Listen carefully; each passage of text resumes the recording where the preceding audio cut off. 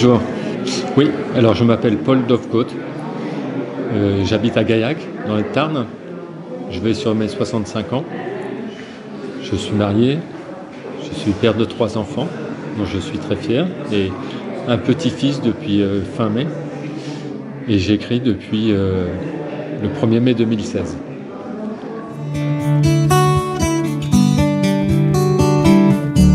Alors, j'ai écrit une trilogie de science-fiction, dont le premier tome s'appelle Le Sacre de Maloc 13.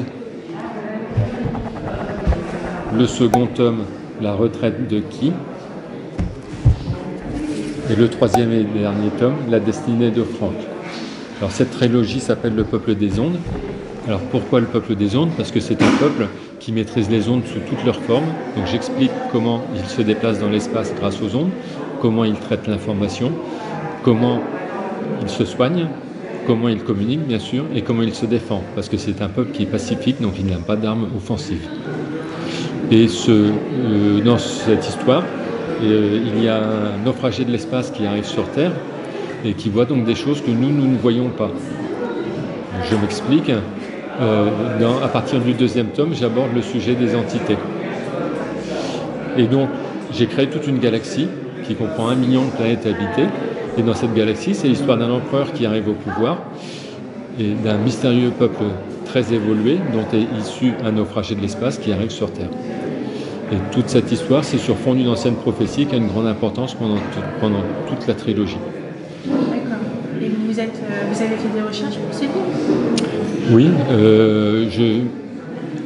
j'ai beaucoup lu de science-fiction. Je suis aussi abonné à un magazine de vulgarisation scientifique depuis un peu plus de 40 ans. Et donc, je m'attache à essayer d'écrire les objets du futur, comment ça fonctionnera dans le futur, etc. Donc, j'ai inventé plein d'appareils qui existeront, je pense, sur Terre. Il y en a certains dans quelques dizaines d'années, il y en a d'autres plus tard. Et pour les nommer, j'ai créé tout un vocabulaire basé sur des acronymes. Comme on a une langue qui est très riche, j'en ai profité. Et puis par moments, j'ai mis des petites touches d'humour, parce que je trouve que c'est important dans la vie. Alors, c'est la première fois que je viens à Sète. Donc déjà, Sète est une très belle ville, j'ai beaucoup aimé. Et le salon, je trouve qu'il est bien placé. Il n'est pas loin du musée de la mer. Il y a des parkings qui sont accessibles aux visiteurs. Il y a peu d'auteurs, on est une trentaine, avec différents thèmes. Donc on retrouve un petit peu tous les thèmes d'écriture. L'ambiance est bonne, donc j'espère que les visiteurs seront au rendez-vous.